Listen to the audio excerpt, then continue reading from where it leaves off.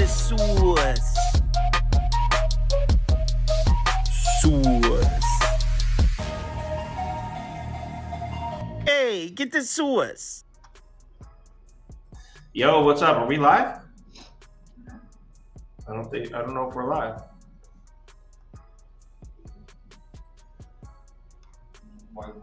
Oh, it says connected. Why is it? Hold on. I want to make sure we're definitely live before we go. Because on my screen, it still says waiting. Yeah, it doesn't show it on my YouTube. Yep. Oh, now it does. Now it does. We're good. All right, we're good. We're good. Okay. All right, what's up, everybody? Good morning. Shout out Arizona. Shout out Phoenix. Shout out Snakes. What a win. Toast is in attendance. I told him not to take the Phillies. He actually didn't take the Phillies. He did it. But I told him to take the Snakes, plus 140. What a hit. What a night. Feeling like $1 million right now. Anything you want to add, Toast? You got lucky, and I got screwed over with the Tigers. So good job. I got lucky. The Phillies had 5 hits. Yeah, and look at Arizona's. All exit velocities of 30 miles an hour or below. Bloop single, check swing down the line. It's just bullshit. It was bullshit. Oh, exit velocity. With saying. W's to W, plus 140. Yeah, that makes you're all jokes aside. like the only person to get that plus 140, by the way. Because I'm a hawk. I know. I'm just saying there's no chance in hell I play the Diamondbacks at plus 115 the next day. Like, there's not a chance in hell. Got to get on those opening lines. I'm good with that. All right. So all jokes aside, back-to-back great nights for me. I was feeling pretty discouraged about baseball a few days back. I'm feeling like Prop Beaver. Just wanted to throw it all in. But back-to-backs, great nights for me on the diamond. Well, I shouldn't say great. Thursday was great. Friday was solid. 3-2, and I had a plus 140 in there. So, and my full unit bet was the Blue Jays. So, yeah, back-to-back great nights. Let's go ahead and keep that rolling into Saturday. Here's the problem. This slate sucks, and anyone who's looked at it is going like this at the screen right now, like thinking the same thing. In the Discord, there was a voice chat of people. There was like 6 or 7 people in there trying to find plays. Really tough. I only have one bet open right now. I'm hoping that in going through the slate right now that we're able to find a few others. But as of right now, I have one bet open. We'll see. Okay, so let's go ahead and get started. We'll start with Oakland, Toronto.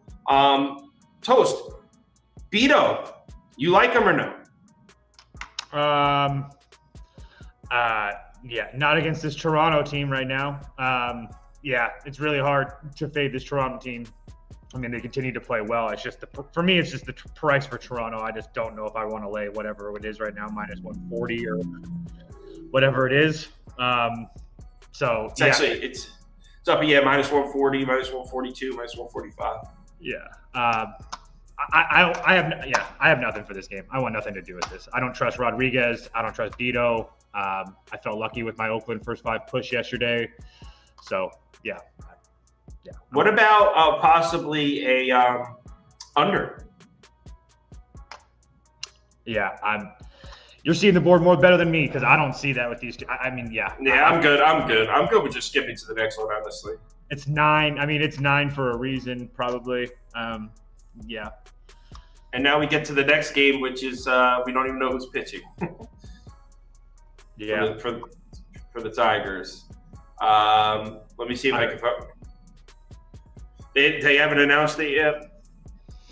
Nope. It's probably going to be the same thing as it's been the last couple of days with them. It's just, I mean, they're going to rather use. It's Herder. It says Herder again. Yeah, it's probably going to be the same thing as the last couple of days. You're probably going to see essentially a bullpen day from Detroit. Fuck this team, man. Fuck that team. I mean, yeah, screw that. Let's just go to the next one. I would have had like almost a 3-unit night if Detroit wins yesterday. Yeah, I thought you had no hitter going into the 7th, and they lose it, but yet you win your dog. It's just that's how the cookie crumbles. It's just fucking stupid. Bro, Arizona was the right side. And so was Detroit at plus 170. Yeah, I agree with that. I'm not disagreeing with that. I'm disagreeing with you saying Arizona was a bad bet. I didn't say it was a bad bet. I said you got lucky. There's a difference. I don't know about that. I think there's a huge difference for me. I mean, Arizona almost doubled the Phillies in hits. If I call it a bad bet, that means like there's no chance in hell I could bet it. I think you're crazy for betting it. I think that's a bad bet. Like lucky is like different for me. All right, Houston, Boston. I mean, I want to take Boston, but Winkowski against the Astros is crazy. And then I know you're thinking like, oh, guys, let's just take the over. It's freaking 10.5. Like, holy shit, man. They're making this impossible. I have no idea what to do here. This is not the game. I only have one bet open. This isn't it. I think Boston should get to Arrighetti. There's a positive run index or whatever the phraseology is for that. On ballparkbow.com, plus 17% as far as runs being scored. Arrighetti, yeah, of course I think Boston's going to hit him up. But, I mean, I expect Winkowski to get hit up also. So I guess just put Boston up for me. But no way. It would be Houston or pass for me. I guess I would probably play Houston team total. Let's see what that is before. Yeah, it's 4.5 minus 140. Jesus Christ. Yeah, I don't think I would bet Houston if I had to. I just their bullpen isn't in fantastic shape right now. Hader's going to be available, but Presley, Abreu, and Scott have all worked 2 out of the last 3 nights. Ferguson and Ort and King all worked yesterday.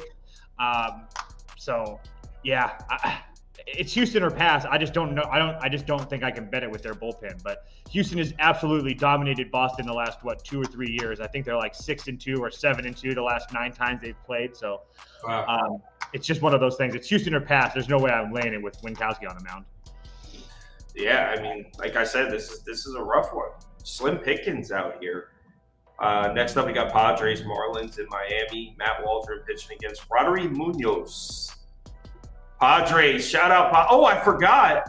We threw down in the Discord a live Padres moneyline bet plus 550. So there's something. Yeah. So anyway, Matt Waldron pitching against the Marlins. Munoz against a bunch of lefties. Obviously, I want to bet the Padres. It's pretty expensive, though. Also, bullpen is an issue here in this series. It was an issue last night, and it's still an issue now. I'm opening it up. Padres, I mean, the Marlins aren't in great shape either, but the Padres are in particularly bad shape bullpen-wise. Tanner Scott most likely not available. Jason Adam most likely not available. They should have that guy you like, Toast Morahone, and Robert Suarez. So they do have a couple arms. I mean, is it worth going Padres minus 1.5 here? I wouldn't do it personally. I mean, I'm not going to do it because I'm not going to jump on the Padres train now and they continue to just win. So for me, it's more of like a personal thing. Like I just don't want to bet the Padres. I don't want to screw anything up. So all they do is keep on winning, and I'm not betting them. So yeah, I just it's not worth paying minus 112 to play minus 1.5. With this team, with the bullpen that we don't know who's going to go. I mean, I don't think there's a chance in hell that they lose, but I'm just not laying minus 180 with it personally. I think I'm down to put up a Padres minus 1.5 for me, Prop Beaver. I think I'm down for this. I mean, Roderick Munoz has been terrible at home. In his last 4 home starts, he's got a 6.62 ERA, 181 WHIP. He also has terrible numbers against lefty bats, 4.39 WOBA, 181 WHIP. I mean, yeah, I'm going to add this. Let me go over my notes. Padres minus 1.5. All right, cool. All right, next game.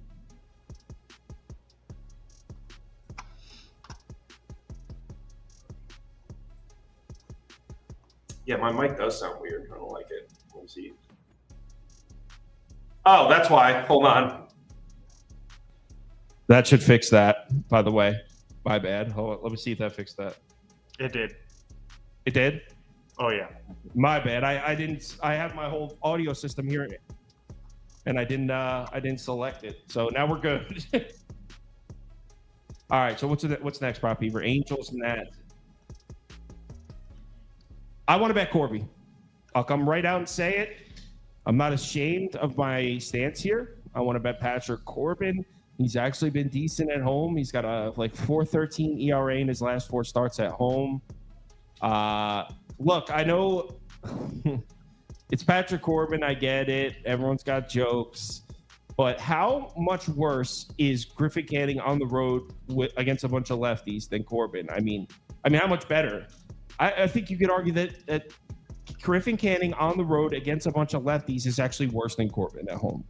So yeah, give me the Nats money line. I didn't bet this one yet. It's crazy. This is a Corbin spot.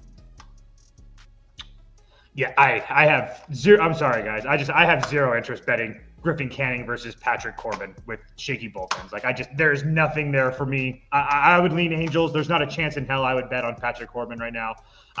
It doesn't matter how decent he's been in his home starts. He pretty much loses every single one of them. So I think he got lucky against the Reds. But besides that, there's nothing there for me. I'm not laying. Yeah, I would need plus 110 or better to bet either one of these teams. So there's not a chance in hell. It's Angels or pass. All right, next game. Reds Brewers, you got your over in this one. Yep. With flying colors. Ended up being kind of lucky, actually.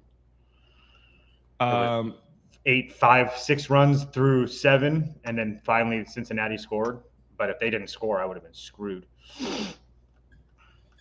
All right, let's talk about Nick Martinez against property. We have to click the eyeball on the whole folder.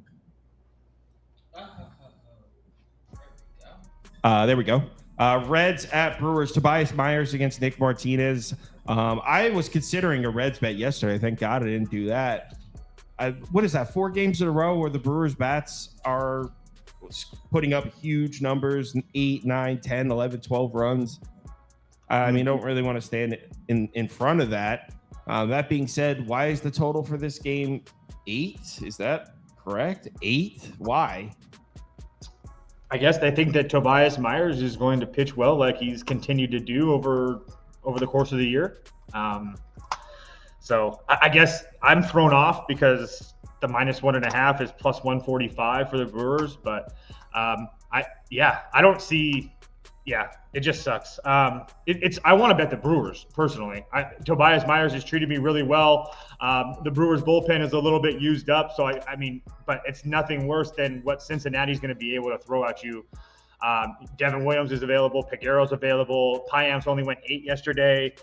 Maybe we don't see Koenig, but I mean, everybody else should be good to go. They're under 30, especially for the week. So I don't see how Milwaukee loses this game unless their bats just completely fall asleep after the last couple of nights. But anytime that Nick Martinez has started, he's been absolutely terrible, giving up 5 runs in 5 of his last 6 starts. So I know he spends a lot of time coming out of the bullpen. But at the same time, he can't be trusted starting. And so then when you take him out of that bullpen, regardless if you want to consider him a starter or whatnot, I mean, Santillan, Mole, Wilson, and Farmer is just not the guys that are going to come in behind him. That just doesn't give me any confidence. So it's Brewers for me. I don't know if I end up betting it at -150, and the fact that the run line's at plus 145 kind of scares me a little bit. I won't lie. I'm good. Nothing for this one. Cleveland, Minnesota. I feel like I have to make a bet today, and I don't know which one to do. It's terrible. There's no value anywhere. I mean, I couldn't find it. I have one bet, and I got 15 cents of closing line value on it, too. So I do like my one bet, and we'll get to it. But so far, man.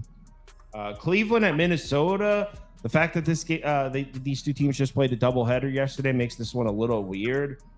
I'd like to take Cleveland, especially after dropping 2 yesterday, but I don't know if I could trust them to. I don't know if I could trust them to get to Woods Richardson, which is crazy to say. So I guess Cleveland or pass. I don't freaking know.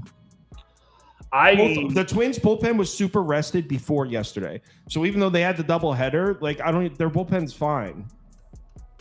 Yeah, I would call the bullpens a wash. Personally, I would call the bullpens a wash. I mean, Minnesota used all their higher leverage guys. Cleveland was able to use our saved Clase and Gaddis, and then Cade Smith and Barlow only pitched 9 total pitches together, 4 and 5. So I do think that Cleveland has a little bit of an advantage, tiny advantage in the bullpen. I actually think I'm going to bet Cleveland here. The lines came down a little bit. It's like plus 100 now. Gavin Williams on the road actually is a guy that I trust. At home, absolutely terrible. But his last 3 road starts, 2 of them in Detroit, 1 of them in Tampa Bay, 15 innings, only 2 runs. He pitched well against Minnesota last year. And we all know with Wood Richardson, we're going to get 4 or 5 innings of 2 or 3 runs. And if that's the case, and then I can get maybe 1 or 2 runs off of that Minnesota bullpen that everybody saw yesterday. Yeah. Oh, and by the way, just a little nugget of information for you guys. Cleveland, when they play doubleheaders, just bet the other team. I think they are 1-13. Their last, or 1-14, the last 14, or 1-13, the last 14 doubleheaders they've played, or the last 7 doubleheaders they've played. They just cannot win games during doubleheaders. So, yeah, I'm going to be betting Cleveland right now, plus 100. Interesting. Next.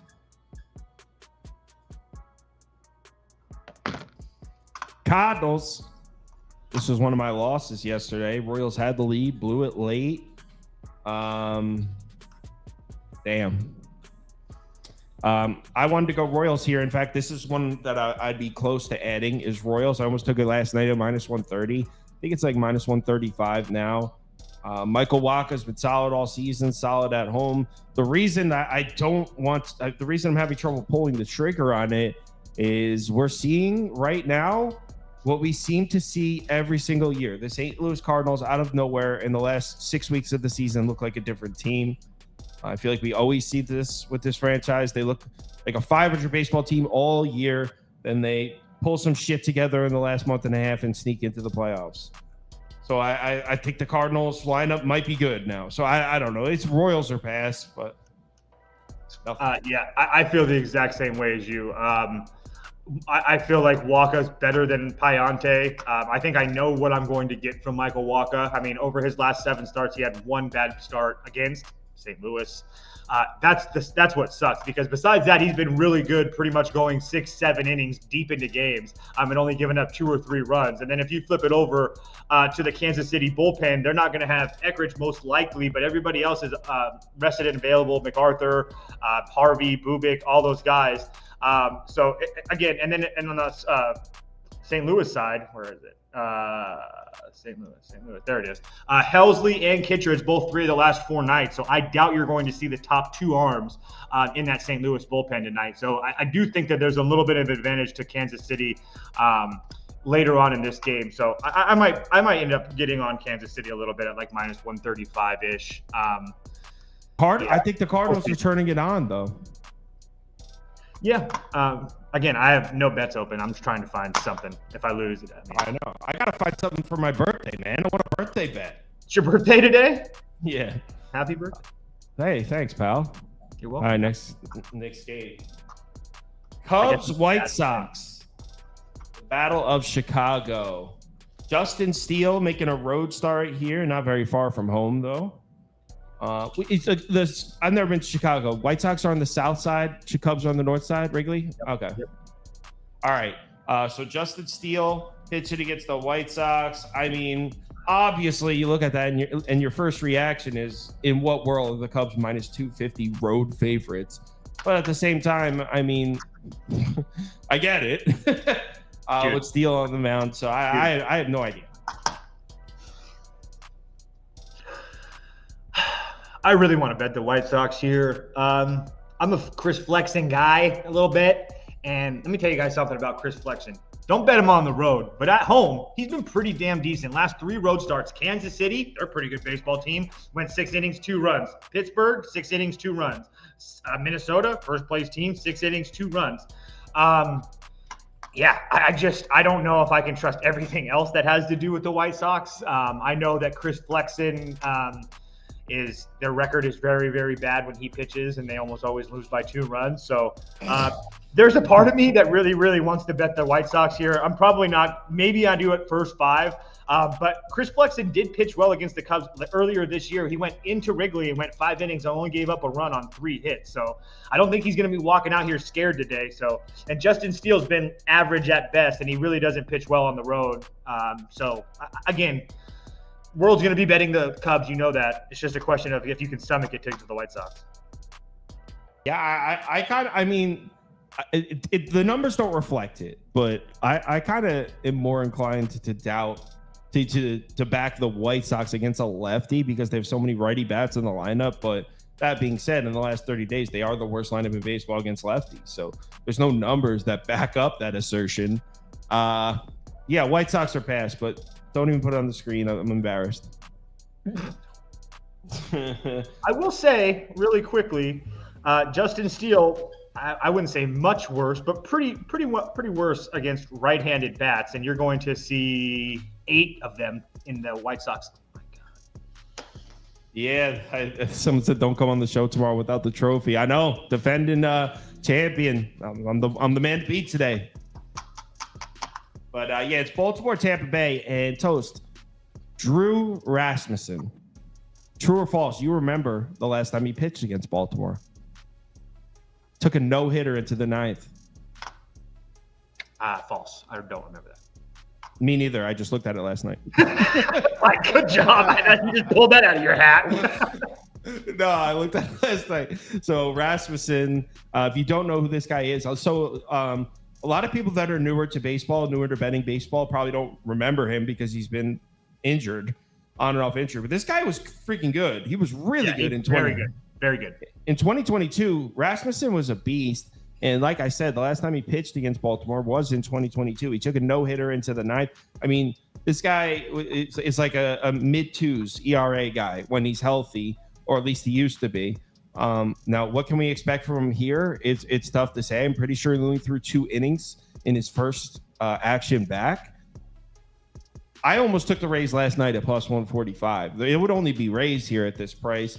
I'm not scared of Corbin Burns. I mean, obviously he's one of the best pitchers in the league, but he's not like a 7 shutout inning guy. I mean, he's going to give up 2 runs. So definitely makes mistakes at times. And Baltimore, I mean, their bullpen isn't taxed, but they did use Cano and Dominguez yesterday. They're not taxed, but Cano gave up a home run. So it's not like, I mean, that's things that get lost in translation. Like Baltimore has a serious issue late in ball games. You cannot trust Kimbrel. Cano doesn't want to close. Like I said, he gave up a home run yesterday. Like, yeah, they have an issue in the back end of that bullpen. It's bad. Yeah, I kind of wish I took the Rays last night. It's at plus 135. I'm not going to bet this. I do think it's the right bet, but no, I'm not going to bet it. Corbin Burns, the Orioles have won 5 straight Corbin Burns starts, by the way. Yeah, for me, it's Orioles or pass. I didn't really get to watch the game yesterday, but it seemed like a pretty easy win scoreboard watching with my Orioles money line. And I'd love to go back to it, but I'm not a Corbin Burns guy. I will say Baltimore's 16-7 when Corbin Burns starts, so they usually more times than not are getting the job done. But like I said, I don't really trust that bullpen. The only reason that I'm not betting Tampa is because Baltimore, for one, Corbin Burns already came into Tampa Bay earlier this season and went 7 shutout innings, I think. I think that runs came off of an error or something like that. And then on top of that, Baltimore just doesn't lose to Tampa Bay. They're 7-1 this year. I think they were 8-4, 8-5 last year. So they're like 15-6 the last 21 they've played. So until I see Tampa Bay put one through the net, it's Baltimore or pass for me. All right, next game, please. Shout out Zach Eflin.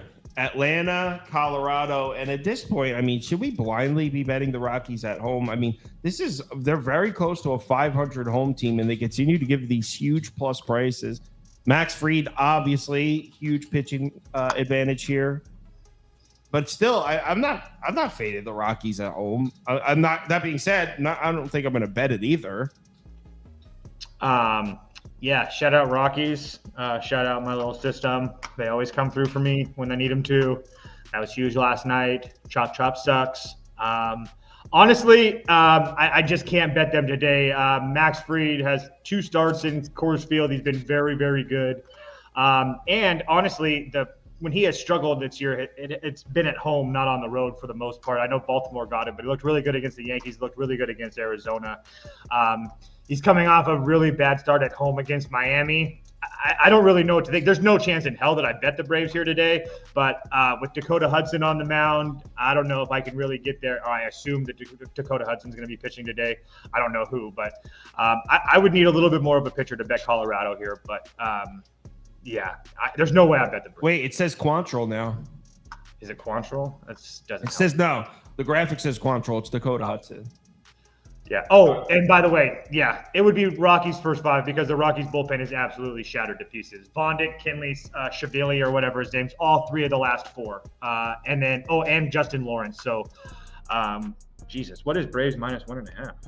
Now that I say all that, I didn't know it was like that. Oh, yeah. -125. Yeah. Yeah.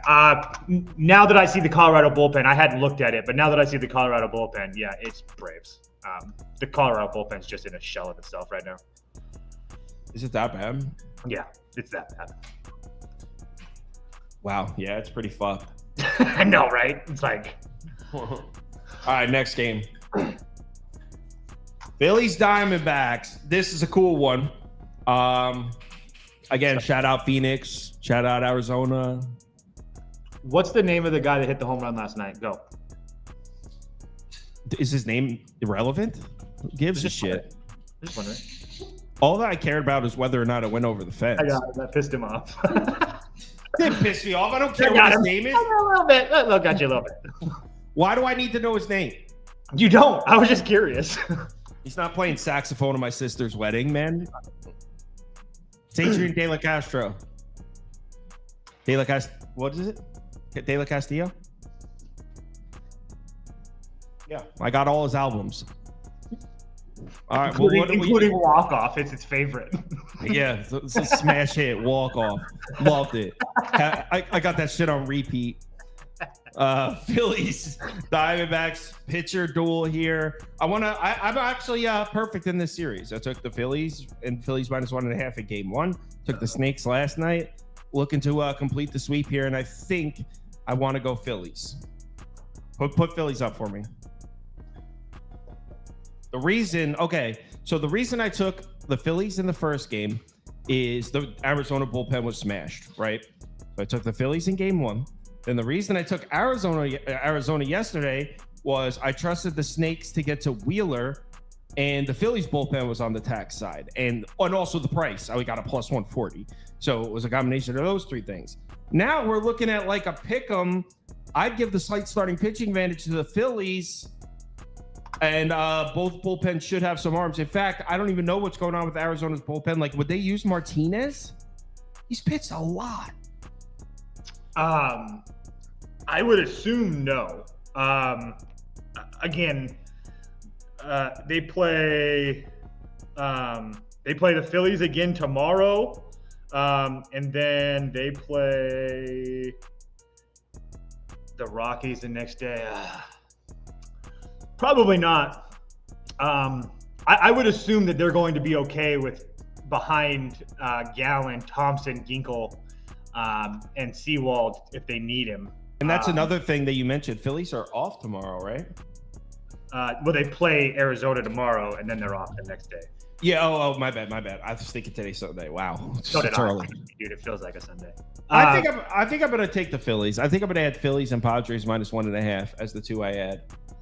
So yeah, I was actually kind of waiting, and now it's finally there. So I will be on the Phillies money line +100 on Caesars right now. Oh yeah, there is a +100 there. All right, cool. That's what I was waiting for, and I got it. So I think I'd be down to do that.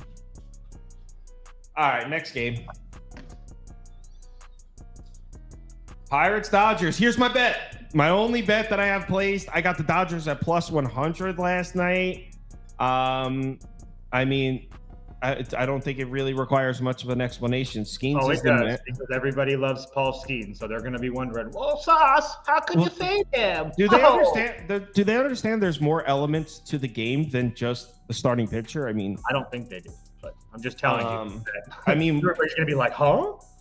Did we not forget? Did we forget already that last night we saw these same 2 teams play, and the Pirates had the significant starting pitching advantage? Just happened last night, and the Dodgers beat the shit out of them.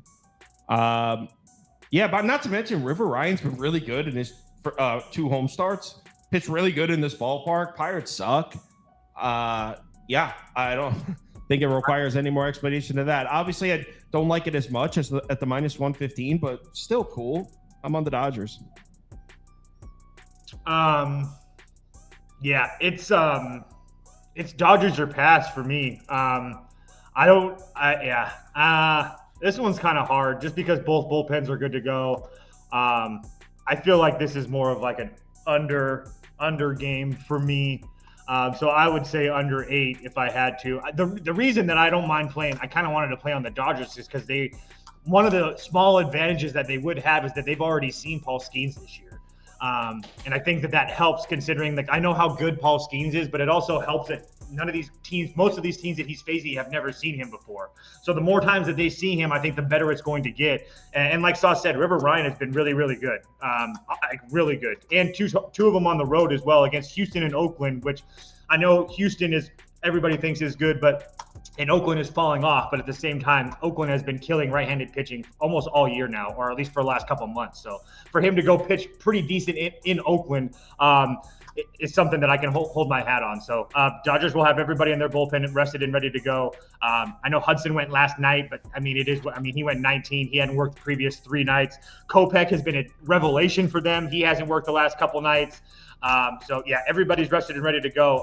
And I think you have a pretty decent size advantage in that bullpen because Bednar and Chapman is just a definition of a coin flip. I mean, you can see them look really, really good, and then you can see them look bad. Matter of fact, we just saw it against the Padres when Chapman looked really, really good, strikes out Machado. Bender comes in the next inning and he gives it up. So it's just really hard to get to Pittsburgh. I think that line movement is indicative of how the books feel about this one. There's a reason that they don't want people betting the Dodgers at plus 100 anymore. Yeah, because I sniped it. That's the reason. All right, next game, last one. I kind of want to bet Grimace on my birthday. Just keeping it 100. I don't hate that. What are your thoughts on Sean Manaea? Because I like him. I think his numbers, I don't think he's as good as his numbers indicate. I was just about to say that. Do you think that his last 2 starts, he's been literally untouchable?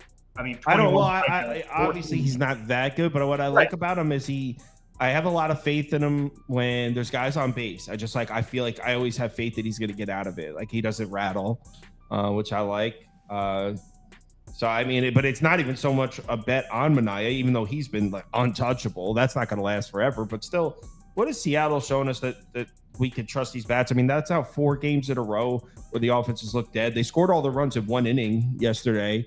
Well, and let me add something with the Seattle offense too, is that versus left-handed pitching, I think that their numbers, at least with our spreadsheets, got a little bit skewed over the last couple of weeks because they started putting little runs up against like really bad lefty pitchers. So when you look at their game logs versus lefty pitchers, you see, 2 against Skubal, 1 against Allard, 3 against Paxton, 3 against Crochet, 4 against Tyler Anderson. But there's also 1s and 2s out there. So for me, I was at a point a week and a half ago that I thought that maybe the Mariners versus left-handed pitching might be a play on. But at the same time, I mean, they've looked absolutely dead the last few that they've seen. So getting 3 runs off of James Paxton, it doesn't really do much for me. So I just don't understand I guess I don't understand why Seattle's minus 130, I guess. That's Gilbert. Yeah, I mean, that's true. Logan Gilbert has definitely been the better starting pitcher overall. Maybe recently, Manaea has been great, but the thing is, Logan Gilbert's a righty that throws the fastball a lot, which means the Mets are prone to tag guys like that. I know they haven't looked quite as explosive recently, but righties that throw fastballs, the Mets can tag it. So, yeah, I mean, the reason that I took the under in this game last night was I was fading the Mets coming out of Coors Field. Obviously, now that they've been out of Coors Field for a day, they're settled in Seattle. I think the Mets can score a few off Gilbert. So, you know what? I'm not going to bet the Padres minus 1.5. I'm going to add the Mets instead. That's what I'll do. I'll bet the Mets. It's my birthday. I want to root for my favorite team. Screw off. It's Mets or pass for me as well. Both bullpens are rested and ready to go. Yeah. All right, community parlay. Community parlay, the parlay we bet, yeah. Community parlay is for the community. We community, making a parlay, yeah. The community parlay. The Royals robbed the community parlay last night. All right, ready? Blue Jays, Giants, Red Sox, Padres. I'm gonna this real quick.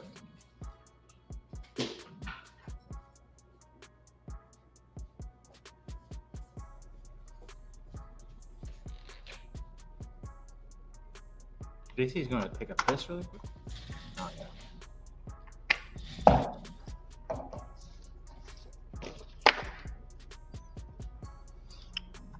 I wish I could see the comments, but I can't.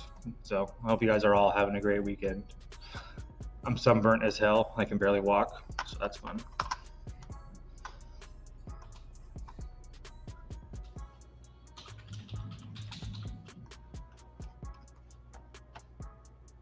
Jesus, Seattle loves the pitch mix for Mania. That's so weird.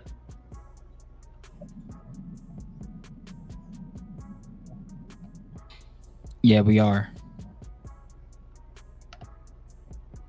So watch your fucking punk mouth. They asked about the Jaguars.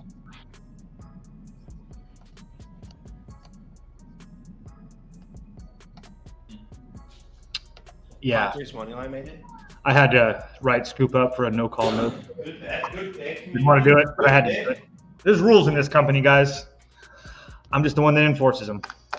So it's not like I want to do more paperwork. I don't, but I got to do it. Toast paperwork. HR paperwork for the company. Yeah. I just call it handed. Angels money line. Brewers money line. Let's say Guardians money line. Royals money line.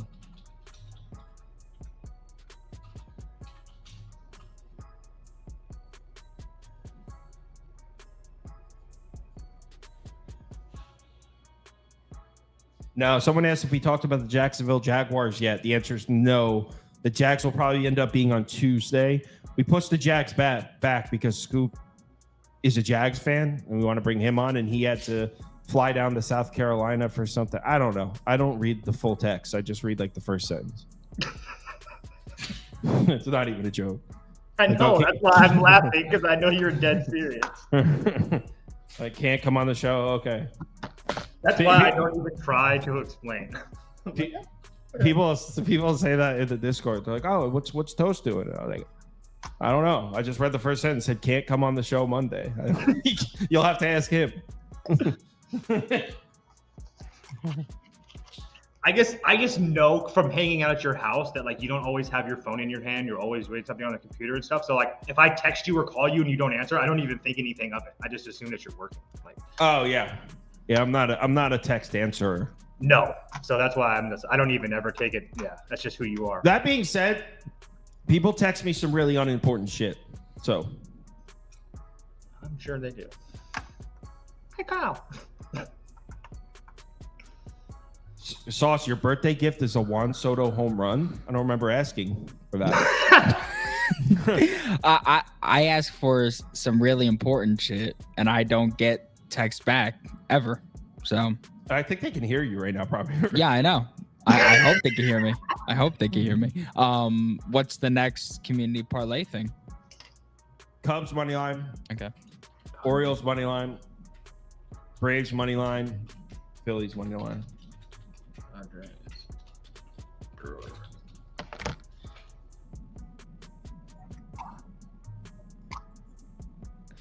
Andy C, nobody can hear you. Please shut the no hell one can up. hear you, Andy. No one gives a shit either. Please wait your turn. For the love of Christ. Now I just have this image of Andy in my head, just like sitting at the door. Like, come on. That did happen. That happened. It happened to me this morning. Oh, that would never happen to me. If you're really committed to the company, you would have broke in through the window.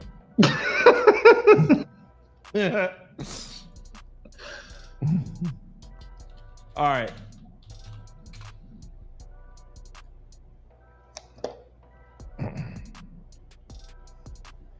What's this? Oh, Orioles money line. All right.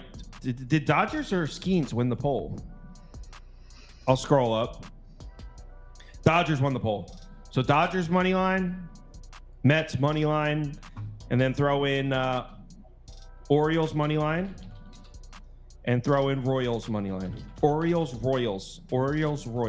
That's a hard one. Dodgers money line, Mets money line. Orioles.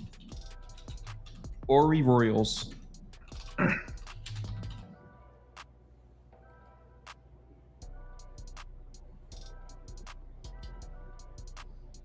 Bird gang.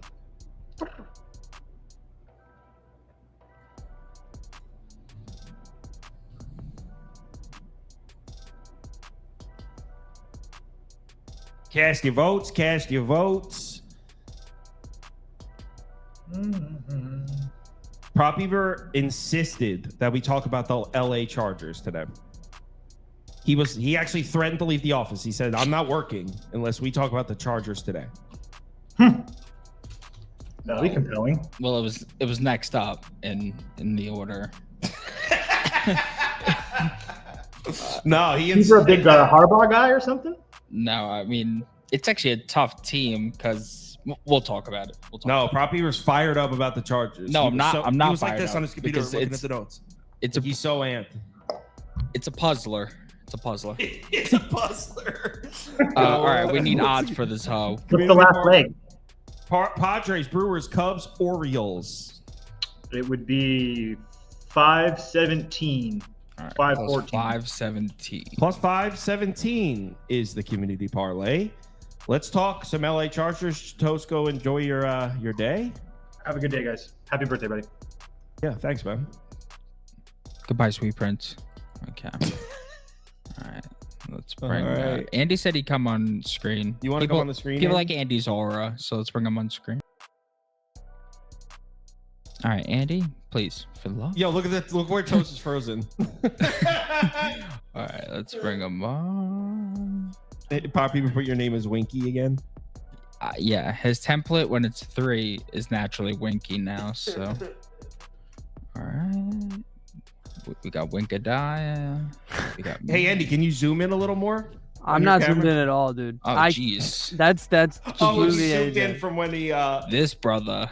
he's huge. Yo, I'm This noticing brother. how close it is. All right, how do I? Jeez. It's because we zoomed it in yesterday. All right. Ooh. He popped on the screen. He was like, "Good God!" Yeah. All right. Ooh. All right. All right. Everybody's looking good now. So, are we down to talk some Chargers ball? Prop Beaver, before you get started, why don't you get a Chargers win total poll going? And I'll Okay, give them the yes. rundown. Obviously, lead story with the Chargers would be all the wide receivers are gone. All the wide receivers you once knew and loved with this Chargers team are no longer there. Keenan Allen is gone. Mike Williams is gone. It's going to be up to the likes of Joshua Palmer and maybe Quentin Johnson, who I actually on ESPN, Quentin Johnson is listed as wide receiver 4. But like, who cares what's listed on ESPN? But I just thought that was funny. So Mike Williams gone, Keenan Allen gone. Prop Beaver. Naturally, let's let them get the poll going. But naturally, we as fans, we overvalue the wide receiver position, right? Because they catch the touchdowns. They're on our fantasy teams.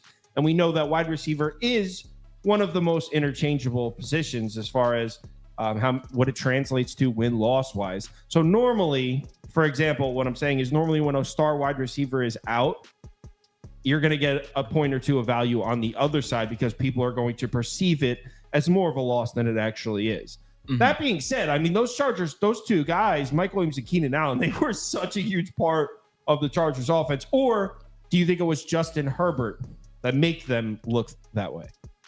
Yeah, I think it's pretty hard to say that because I mean Keenan Allen had a reputation of being a baller well before Justin Herbert came along. I mean, Keenan Allen was phenomenal with Phillip Rivers for years and years and years. So he kind of made Justin Herbert, I feel, who he is, along with Mike Williams. So I don't really go ahead and think that Justin Herbert is just gonna go ahead with this weaponry of Ladd McConkey and Joshua Palmer and Quentin Johnston and just go ahead and still operate as this top 5, top 10 quarterback that everybody still perceives him to be. I know that he is operating with a top 5, top 10 offensive line, and that is something to definitely be excited about. But the weaponry definitely is concerning to me. I mean, who's going to be the main coverage beater on this team? Keenan Allen, phenomenal man coverage beater. Mike Williams, a guy that you could just lob it up to in the end zone, and he's going to beat that guy. He's going to attack the ball at the point of attack, and he's going to bring that thing down. Who the hell on this offense is doing that now? And then not only that, but they bring in the running backs. You got Gus Edwards, who had a mystery offseason surgery. Nobody knows what surgery this man had, but he's coming off of offseason surgery. What do you mean mystery? Nobody knows what surgery this dude had. Somebody knows. I'm sure he knows. No, I mean, he had a surgery. Jim Harbaugh doesn't know what the surgery is. Multiple people in the organization don't know what the surgery is, but he had surgery. Jim Harbaugh doesn't know what the surgery is. I mean, when people asked him, he's like, "Nope, I don't know what surgery is." That seems concerning. Yeah, because Jim Harbaugh's never lied. Yeah, I know. Yeah, very trustworthy guy, but he already had an injury 2 years ago. I believe he had a similar injury to Dobbins. And then guess what? Mr. Dobbins himself, coming off an Achilles injury. A killer. God, I slurred my words there. He tore his ACL himself, I believe a year or two ago. So you got one of the worst skill position cores in all of football, a fantastic offensive line, and then Justin Herbert, who has plantar fasciitis, by the way. That's going to be bothering him the entire season. I just feel like the offense has to take a pretty decent step back, and it wasn't even that great already last season. I mean, it's kind of hard to argue with the Chargers offense taking a step back, but a step back, like you just said, it wasn't even that good last year. Last year, I mean, it's kind of hard to take these numbers seriously because of all the time that Justin Herbert missed. But I mean, even Justin Herbert's passing numbers, I mean, against man coverage, 24th in yards per attempt, 14th in EPA per dropback. Against, I mean, when pressured, he's 9th in passer rating, 23rd in yards per attempt. Oh, I'm sorry, that's when kept clean. But what I'm saying is, yeah, the Chargers passing numbers as a whole look like shit, obviously, because of Easton Stick playing for a lot of the games. But even Justin Herbert, when he was playing, wasn't looking great. So what you're saying, you expect the Chargers offensive line to be top 5, you said? I expect the offensive line to be phenomenal, but that's it. I mean, and then on top of that, the offensive coordinator hire, what the hell is that? How does that fit this offense at all whatsoever? I mean, Greg Roman is basically just been a guy who's created these simple offensive plans that are pretty much oriented around creating these run games, that are not only created,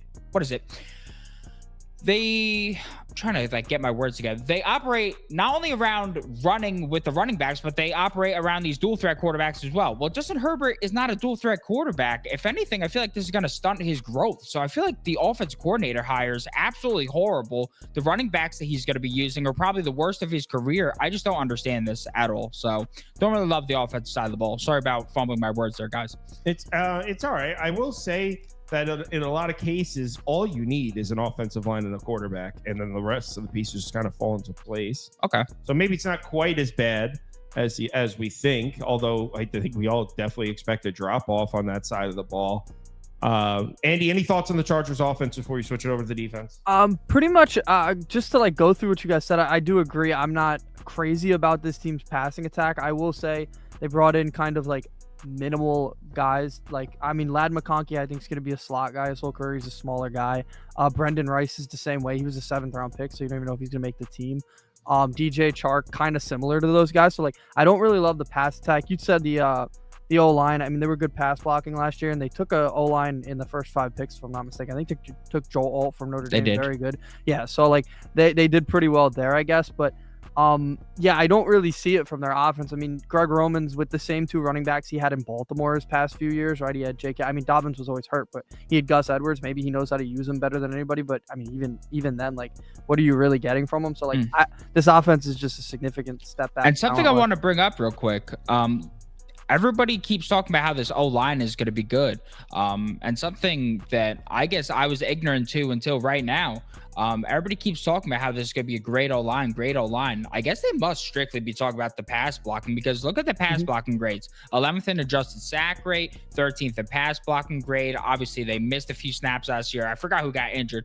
Pretty key piece of that offense got injured last year as well. Just blanking on the name. Don't want to carry on the show. Look at the run blocking grade, 31st and 27th in adjusted line yards. So you have a good pass blocking line, right? But you don't really have great weapons. And then you have a terrible run blocking O-line. And you have a old and aging Gus Edwards with a mystery injury and J.K. Dobbins coming off an Achilles injury. I mean, I don't know. If you're not really creating much of a run game to offset the pass game, does it matter that your pass protection's that great? I mean, you could just send the house after Justin Herbert.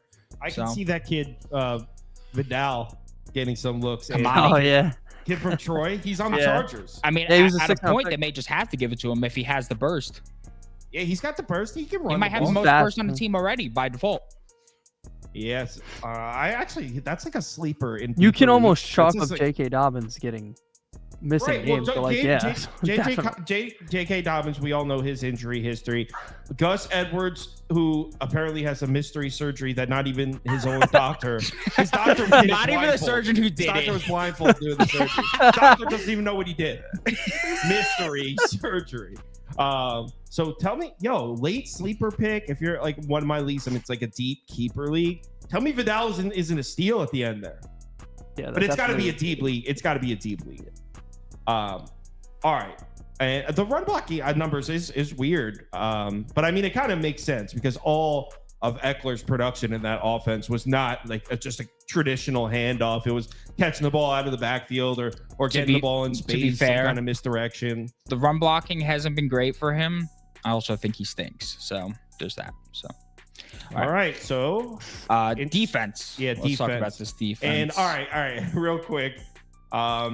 Is there any hope here for the Chargers defense? I mean, we saw the Chargers defense over the last 2-3 years can be described in one word: failure, because they had the head coach, right?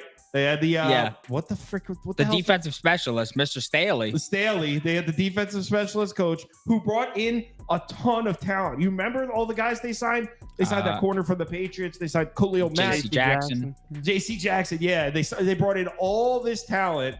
And granted, they were injured, but that was just such a failure. And is there anything left from last year's defense to even have some hope? If you're a Chargers fan, let's say you're an optimistic Chargers fan. What is your take on the defense? If you're looking for a positive. If you're looking for a positive, you could say, okay, well, Khalil Mack was getting busy last season. Let me try and pull up his total number of sacks last year. They do have still Mack and Bosa, and they still do have some pieces in the secondary. I mean, yeah, so Khalil Mack was 4th in sacks last year. The dude had 17 sacks. It was 4th in the NFL. And let me go ahead and try and pull up Joey Bosa real quick. He had only 6.5 sacks. How many games? He missed a bunch of time. Yeah. This fuck doesn't play any games any year. What is wrong with this guy? 1, 2, 3, 4, 5, 6, 7, 8. All right, he had 6.5 sacks in 8 games. I mean, that's a pretty good pace right there. So when those two guys were on the field, they were incredibly impressive. If you're a optimistic Chargers fan, then you probably take the Jabbo route. You say, hey, our offensive line is really good and our defensive line is really good. So I like the secondary. So the Chargers. Do we live on the same planet? What secondary? What secondary do we like? Some pieces. Derwin James, Asante Samuel Jr., Christian Fulton's not Asante Samuel Jr. is old name. He's not a good corner. I'm sorry. I hate to say that. I really hate to shit on him, but he's not a good corner. You're excited to shit on him. Yeah, he's not a good corner. He did seem a little in the excited NFL. about He's that. not a good corner in the NFL. He's a mediocre corner in the NFL. Just check the PFF ratings. Check everything else. Mediocre corner in the NFL. Opposite him is Christian Fulton. I'm happy to shit on him. He's absolutely awful. One of the worst corners in the NFL, I would go ahead and say. the past few seasons with the Tennessee Titans. The fact that he's starting still is absolutely amazing to me. So that's incredible. So for you to say you like the secondary blows my mind, because I don't trust the secondary at all. Derwin James, he's the Justin Herbert of all-purpose safeties, supremely overrated. So I just what did the Chargers have? What did the Chargers do to you, bro? Where did they touch you, dude?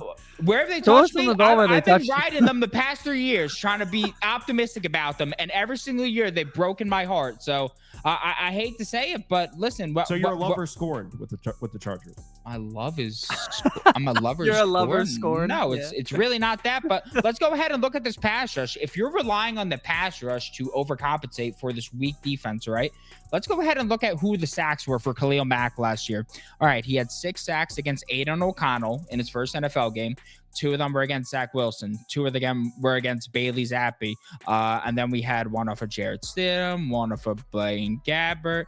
Okay, so that's 6, 2, 2, 2.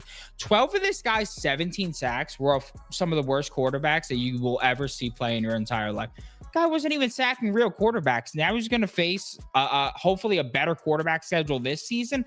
I just simply don't see it.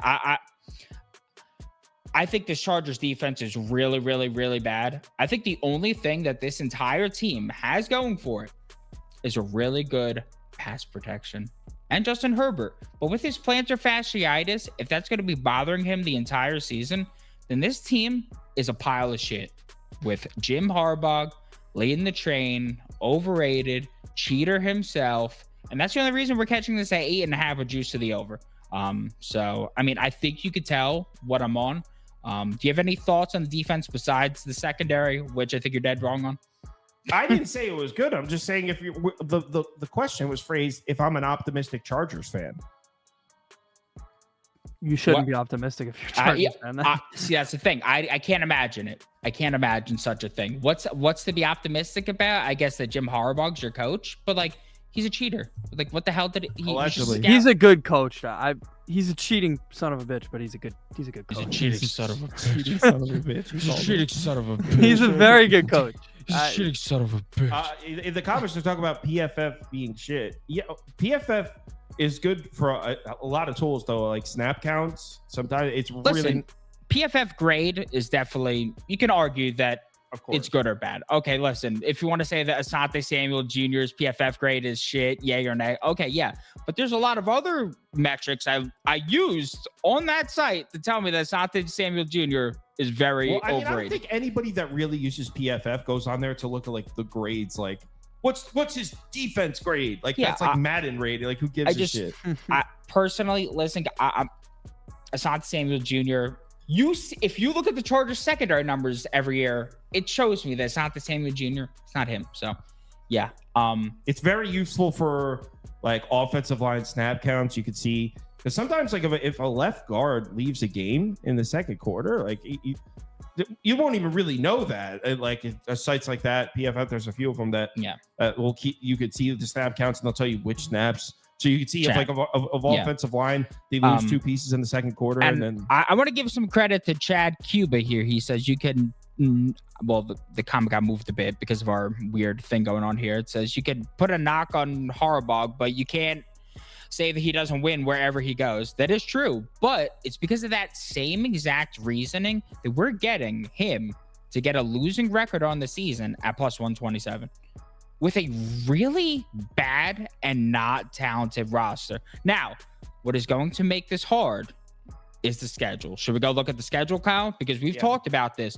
This thing is a cakewalk. Yeah, they have the cupcake schedule. They play a Mountain West schedule. They do play a Mountain West schedule. All right, so let me try and pull this up real quick.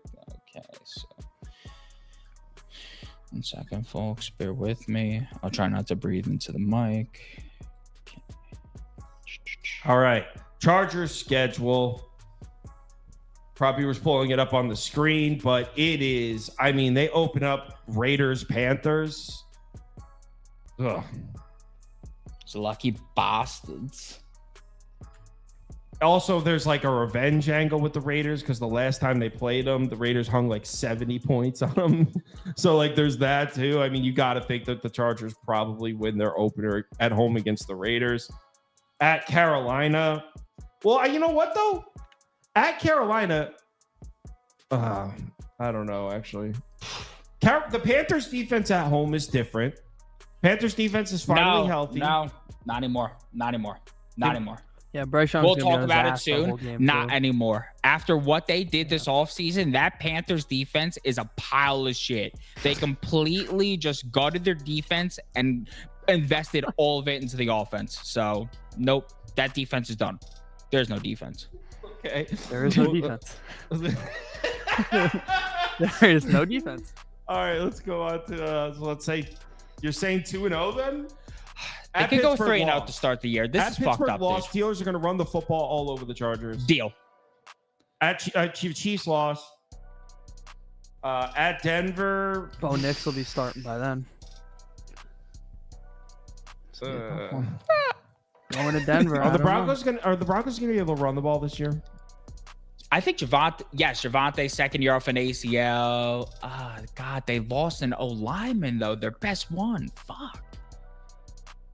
Yeah. Give him one of those two games. Sure. All right, yeah. Let's give them one of the Denver and Arizona. They'll take one and they'll drop one. That's fair. Okay. So that puts them at 4 wins. And then they have back-to-back losses. So home against the Saints, bro. Now we'll give them a loss there. So that 1, 2, 3. They'll beat Tennessee at home. 1, 2, 4 wins. 5. Tennessee would be 5 wins. Cincinnati lost. Baltimore lost. At Atlanta lost. Kyle, I'm just gonna tell you now. I'm taking the under no matter what. I don't care. At Kansas City lost. Yeah, we could count up 9, 10 wins. Yep. I'd I still don't care. probably be on the under as well. Home Tampa Bay, they'll win. The Bucks can't run the ball. Nope. They're gonna force the pass. And so that's 6. Home Denver win 7. At New England and at Las Vegas, if they take one of those, that's 8. It's got to be under. But what? I feel like this line is begging us to take the under.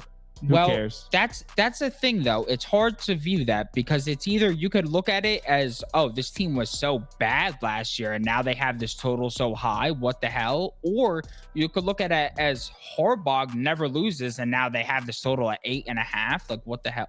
Yeah. So But under. I don't know. All right, let me set that up for you across the board. I didn't have the temp set up real quick, so let me just get that going. Andy, do you want me to put up under for you too? Oh yeah, this is an under. I'll relish in it too. This guy's horned up. Andy called Harbaugh a quote unquote cheating son of a bitch. He is. Look, Well, he is. I mean, that's what he is. He not? He is for what I mean. He just got a 4-year show cause, which is basically a don't hire me type tag in college football, and it wasn't even related to the cheating scandal that they're still investigating. So like, this guy's gotten caught multiple times. That's why he left for the Chargers. I think the Chargers are in a better position with him, but that's not saying much. Brandon Staley sucked. Yeah. Unders across the board. All right, let's talk some college ball. Prop Beaver, get the hell off the screen. Unless you want to stick around for college.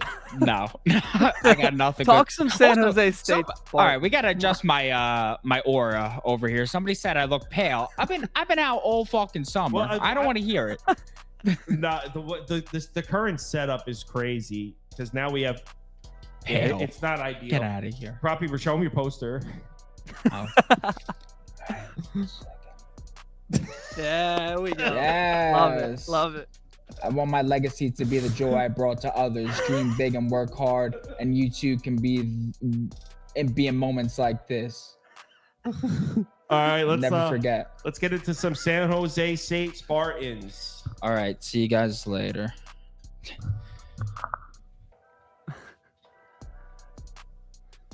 You know how to say this name? And coach of San Jose State. I couldn't even attempt it. Nimatualu. Okay.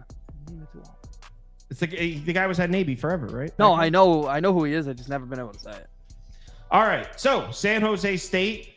Brandon is gone after 7 years. Nimatualu takes over, and that's the guy. He was at Navy for like 20 years. He was at Navy forever. He just lost the Navy job. They moved on to Newberry. Was that 2 years ago? So he was with with Navy for like 18 years or something. So now he takes over the San Jose State job. They bring in Stutzman, the new OC. I don't really know much about him. He was with Texas State. He was with Washington State. But they brought in a new head coach, kept the defensive coordinator. Derek Odom is still there at DC. 131st in returning production, just 7 returning starters for the Spartans. The most important one that's gone is Cordero, their quarterback last year, probably was their best player. In fact, I read some shit last year that was saying Cordero had a good chance of winning Mountain West Player of the Year, which obviously didn't happen, but he was good. Their quarterback was good. Emmett Brown is going to come in and play quarterback this year. He was Cam Ward's backup at Washington State, correct? Yes, he was. So, yeah, Emmett Brown's going to come in and play quarterback. Not a ton of experience, but he was the backup to Cam Ward at Washington State last year. As far as the rest of the offense, I mean, both running backs are gone. They brought in a kid from Grambling State who was an RB1 last year, and he has experience, but no question there's a drop-off at running back. They lost their top receiver. They lost their tight end. They did bring back a few receiving weapons, though. Offensive line, gutted. 4 starters on the offensive line gone. I don't know what can you say positive about the San Jose State offense? Anything? Yeah, this offense is a complete question to me with, like you said, I call him Coach Ken because I'm not going to mess with his name. But Coach Ken, he coached in Navy forever, and we all know how Navy plays. They run the ball. They're the option team. And he was asked about it, and he said that he didn't plan on fully bringing the option over. But go look at all their transfer additions. Emmett Brown, if you look, he's an improviser. He's a guy who can run. He runs the football better than he throws the football. I know he hasn't played much, but that's how he's listed as. That's what everybody's saying he is. So he's a running guy. So they upgraded in that spot, or running the ball, right? They're not going to throw the ball as much because Cordero's gone now. But they lost their 2 backs. Okay, but then they brought in Grambling's running back, a number 1 running back. So clearly they're still going to run the ball a ton. And they're going to run it a lot. So that's just kind of, I need the committing. He seems not to be committed to fully running the option, but I mean, with all his moves, it seems like they're going to run the football a hell of a lot. So, yeah, I mean, I don't disagree with that. And then losing all those offensive linemen too, I don't know how successful it's going to be, at least in year 1. That's another thing. Different style offensive linemen, I would assume he brought in as well, because when you have, you lose all these guys and you're a team that threw the ball a lot, and they were a team that had a quarterback that could throw.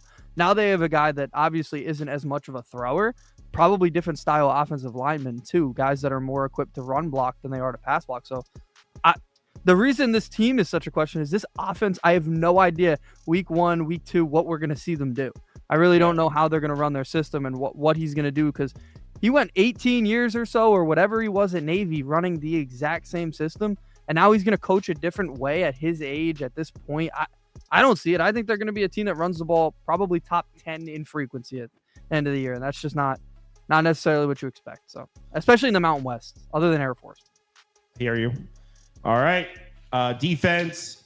Lost a couple linebackers, lost a few D-backs. The defensive line actually looks okay, but this wasn't a good defense last year.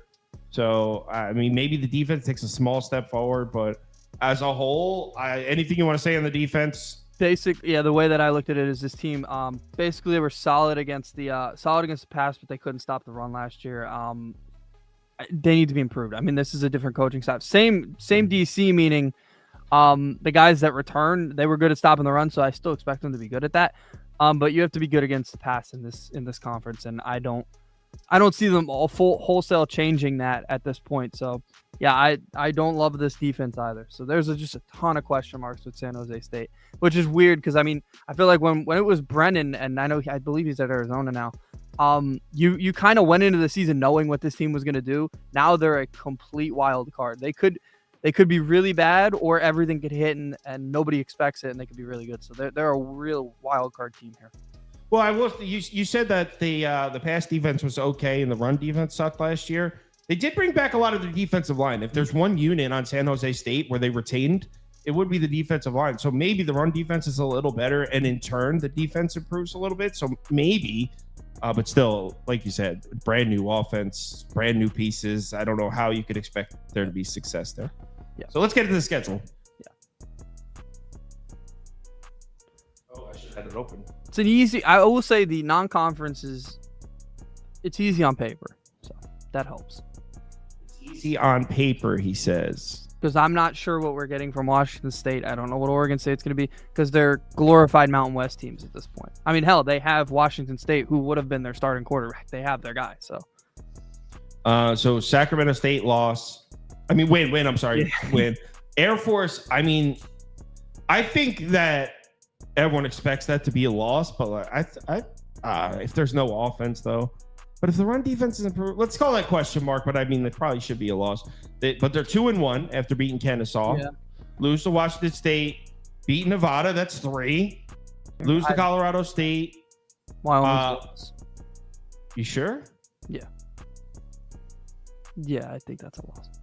All right. Lose to Fresno. Lose to Oregon State. Lose to Boise. Lose to UNLV. Wow. So after a promising start. Yeah. So to get over 4.5, they're going to have to win the Air Force game, and they're going to have to win the Wyoming game. Yeah, and I don't think they're beating Wyoming. I think Wyoming will be able to throw the ball on them. Yeah, under. Yeah, under for San Jose State. Like I said it, I think 3 times. Wild card team. They are going to be.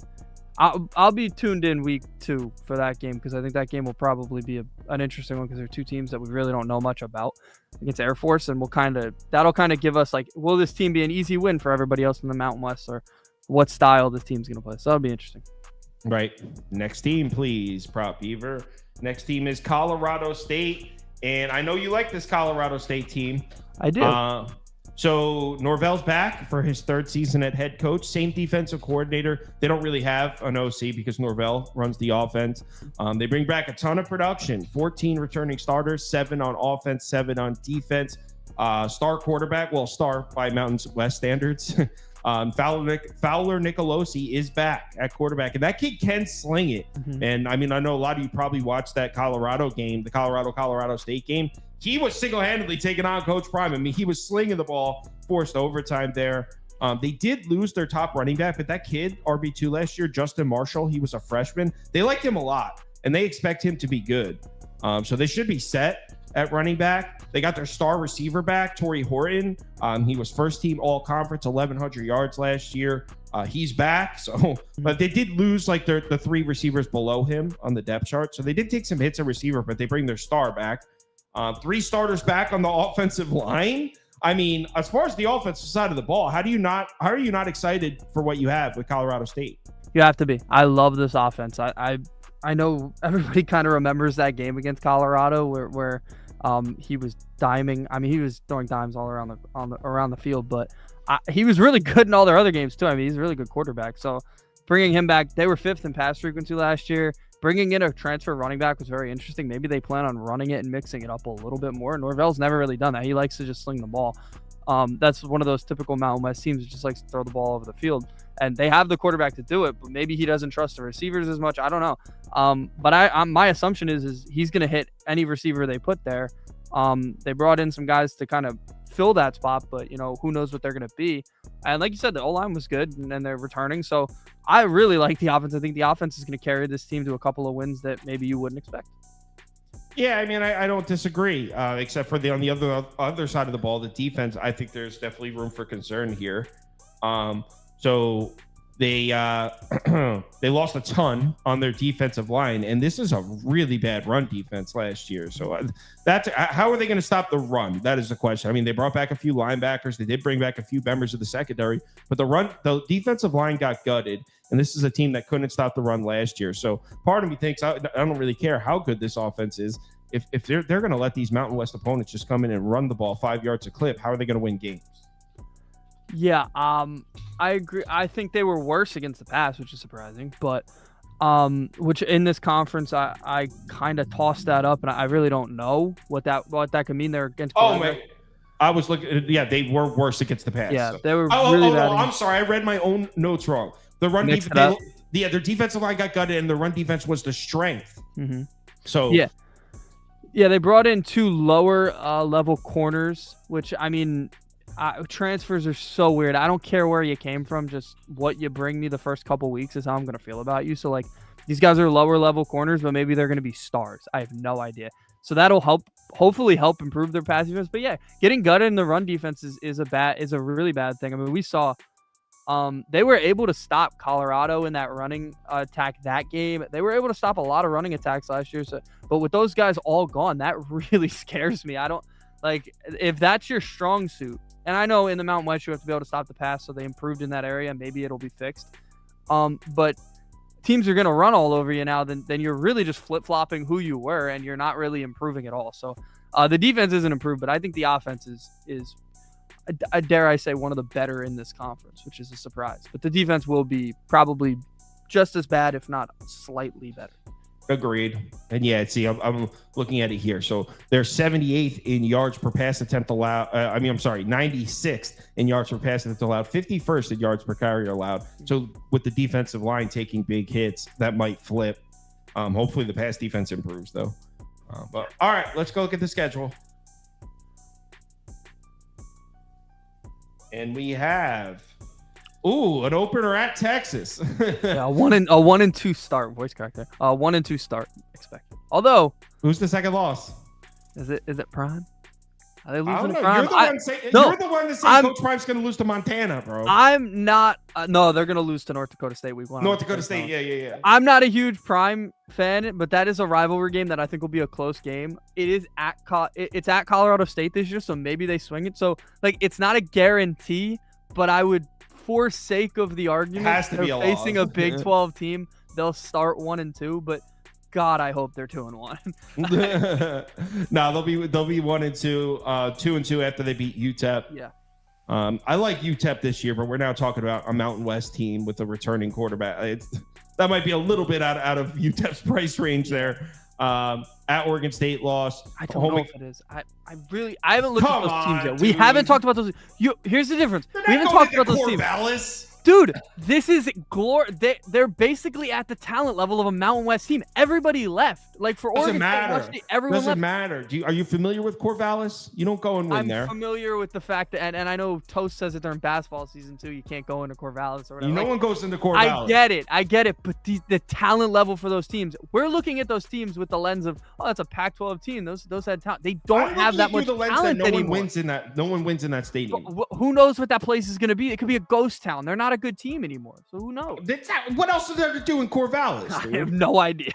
Go to Oregon games. Drive over to go to Eugene. They'll be there. All right. Man, we see offenses like USC struggle in Corvallis. Yeah, there's Pac-12 talent on the team.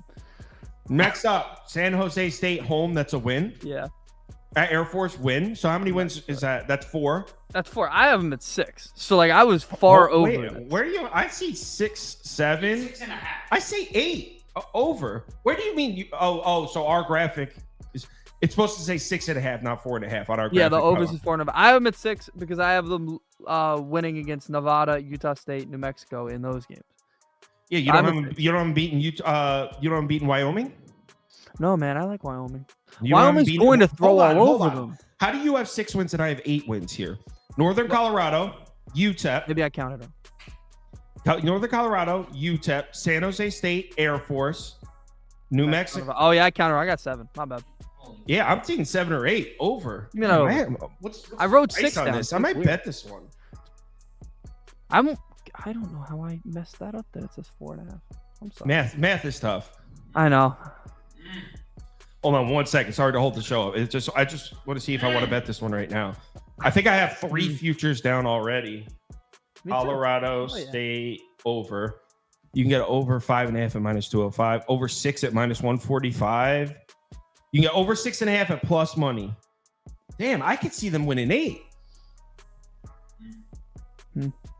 All right, next team. I like that. San Diego State and Andy, I only wrote a little bit because you're about to give this coach fellatio on the show. He loves this coach for some reason. I do like the coach, and that's why I think sometimes there's a misinterpretation of how I feel about the team. This team this year probably won't be great, but I like the hire, and I think their offense will surprise some people. Sean Lewis, if you don't know him, I think we've talked about him already. When he was at Kent State, he put that program not on the map, but they were like playing competitive games against good teams, and they were winning more games than you'd expect. He's an offensive guy. He was hired at Colorado last year. to be the offensive coordinator. He didn't get fired, but they told him you're not the offensive coordinator. He in the got middle of the year. fired. He got fired, but they told him you're not calling the plays anymore, whatever. And ironically, that's when Colorado started losing. He's a really good offensive mind. They're bringing back their top 3 running backs, which I love. They're going to be able to run the football. Quarterback, I'm very weary about their quarterback situation, but it is what it is. They brought AJ Duffy in from FSU.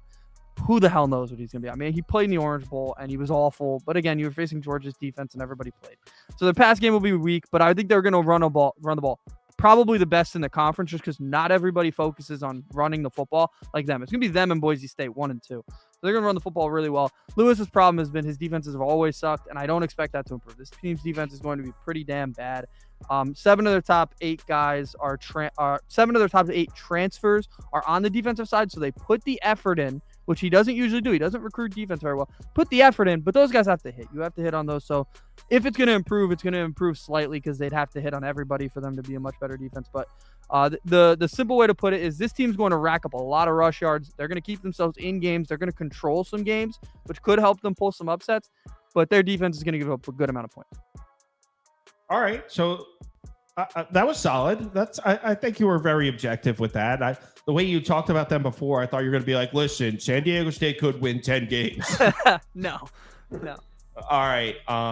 So yeah, let's look at the schedule. I purposely didn't look at this one because I know Andy's really into that team. He's got a weird thing for them. There's been a few of those teams apparently this year. Yeah, you got a thing for him. San Diego State schedule. There it is. Okay. All right. So Texas A&M Commerce, I think they'll steal that one. Yeah, I think they got that one in the bag. Lost Oregon State. At Cal. They're going to lose to Cal. Yeah. Cal, I just did Cal. Cal's going to run all over this team. Yeah, Cal brought in that kid from the running back. They have Ott. Ott is insane. Yeah. At Central Michigan win. So it's 2-2. They should get Hawaii too. Yeah. 3-2. I don't like at Wyoming. Lost 3-3. Washington State lost 3-4. At Boise State lost 3-5. Home against New Mexico win. That's 4.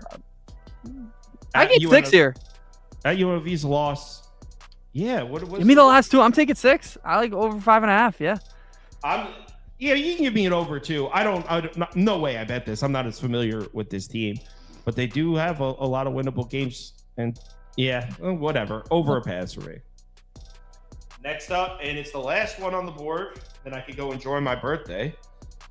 Birthday, by the way. I didn't even realize it was your birthday. Thank you. Yeah. So we got Wyoming, the Cowboys, the Pokes. Craig Bowl is gone, retired after 10 seasons at head coach. Jay Salville takes over, but he's already been there. He's been the DC for 3 or 4 years. So it's not. It's actually. You would think, coaching changed, Craig Bowl retired, but actually the DC took over as head coach and they kept their OC. So it's really the same coaching staff as last year, which I like. They're 75th in returning production, 13 returning starters. The big loss is obviously quarterback Andrew Peasley, who plays for the New York Football Jets now. I did not realize he was an NFL guy. I mean, he was good. He was a great Mountain West quarterback, but I didn't know he was an NFL guy. The Jets disagree. So yeah, Andrew Peasley's gone at quarterback. Why didn't I write who's playing quarterback? I didn't even write down Evans. I can't say the last name. Evans Svoboda. Something of that nature. Where's he from? I didn't write down. He was their backup last year. He got a little bit of playing time. They're very high on him. I read up on him. They're very high on him. They like him. Wyoming always has. I mean, go through the list of guys. They've had Peasley and Allen in the recent years. They've been a great quarterback place for a while now. I feel like they all fit the same mold of quarterback too. And he's like a tough white guy that can run. You know, he looks exactly like him. He is exactly that. That is who he is. So like, they're going to be running pretty much the same offense. They all have the same looking quarterback. And yeah. So all right, they got a new Peasley, let's say.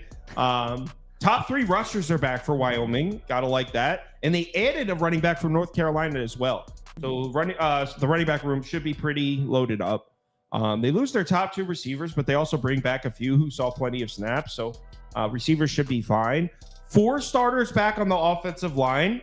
Solid. It's going to be a tough place to go on the road and stop the run in October, November up in Wyoming. That's good. That offensive line is going to be tough. They got the running backs back. So, yeah, it looks good on the offensive side of the ball for Wyoming. Yeah, I like the receiver room. That's the one issue. They're a little bit short there, but they should be fine. They're a place that does pretty good job getting their offense set together, and guys that you never hear of some Wyoming receivers in the NFL, but they make an impact in the Mountain West. So this offense will be fine. All right. Defense. They lost Gibbs. Led the team in tackles. First team all conference. They lost their best player on the defense. He plays for the Pittsburgh Steelers now. That kid, Easton Gibbs. But everyone else is back. I mean, everyone else is back. They lost their top two corners also, actually. Sorry, I shouldn't say everyone else is back, but keep it like the defensive line. They only lost one starter. Linebackers, they lost their best player, but pretty much brought everyone else back. They lost two corners, but bring the rest of the secondary back. There's not a lot to not like about this Wyoming team, other than the fact that there's a new guy playing quarterback and Peasley's gone.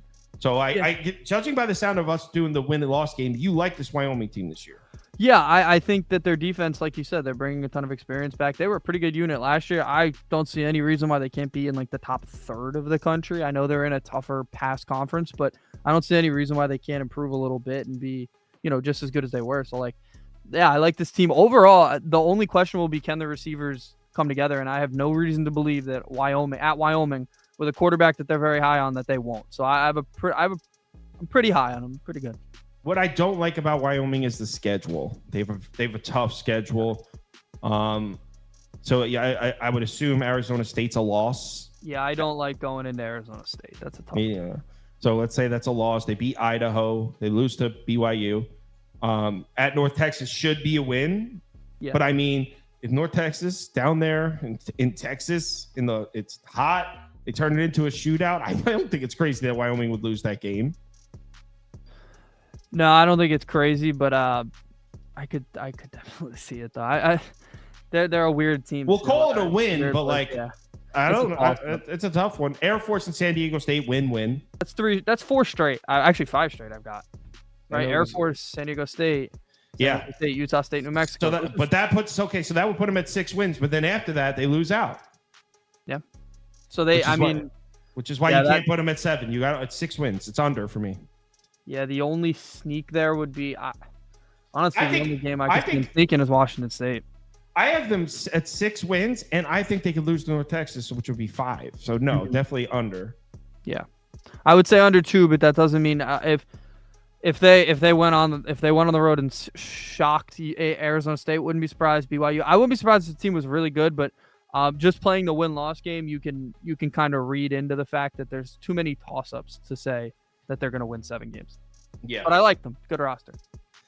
All right, it's almost 1 o'clock. Let's call it. Be back tomorrow, same time. Everyone, enjoy your Saturdays. I know I didn't really place many bets. I'm going to add a couple to the website, so just give me about 5 minutes. I'll add it. Yeah.